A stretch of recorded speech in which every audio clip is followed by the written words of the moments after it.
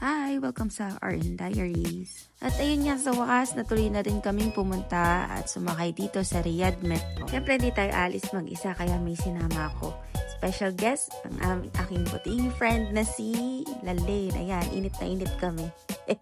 Tagal na namin gustong sumakay dito sa metro. Wala lang kaming chance na magkasabay sa off-duty namin. So, yan. Tuloy na kami today. Bago kami makarating dyan sa metro, sumakay muna kami ng bus papunta dyan sa May Kurais Road. At ang pamasahe namin papunta dyan ay 4 riyals. Pero ito ang mas maganda doon. 4 riyals mo, sasakay ka ng public transport gamit ang bus. Pagkatapos, sasakay ka din sa metro, yung kung ano yung pamasahe mo sa bus transport, yun din yung magiging pamasahe mo dun sa may metro train.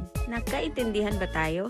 Within 2 hours kasi na pagsakay mo sa mga public transport, mapabus o train yan, kahit paulit-ulit ka pa within 2 hours, 4 reals lang ang babayaran mo, kaya sobrang sulit. Imagine nakapunta kami ng Batha, papuntang Batha at pauwi, na 8 reals lang ang ginastos. Dati, umuubos kami ng 100 SR, hati pa kami nila Lane doon. Pag nag-grocery kami papunta sa Batha, ngayon 8 reals na lang, sobrang tipid. Dinoble check ko pa kung magkano talaga nabawas sa baka mapahiya ako sa mga pinagsasasabi ko dito. So, ayun na nga, yun yung nabawas sa akin. So, tingin ko tama na may mga pinagsasasabi ko. Ang card pala na ginagamit sa train o sa bus ay pwedeng personal card nyo, debit or credit card, or yung binibili dyan sa mismong mga metro stations na card.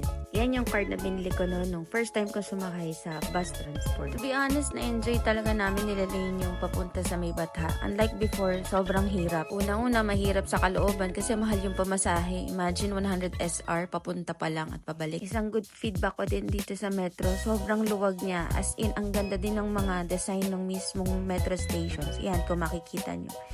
Sobrang sophisticated. Sophisticated naman si Annie. Medyo confusing lang sa una kapag unang sakay mo dyan sa metro. Pero kung nakasakay ka na sa MRT dyan sa Pilipinas, madali naman din siyang intindihan kasi may translation din naman. Yung mga train announcer kapag ka every station na napupuntahan nyo. Medyo kalaban mo lang talaga yung init ng panahon. Pero dyan sa metro, okay naman at well ventilated naman yung lugar kaya hindi ka din naman masyadong maiinitan. Summer na din kasi dito sa Riyadh kaya sobrang init din ngayon. Kaya I suggest magsuot kayo ng pinaka-komportabling damit na pwede nyo isuot.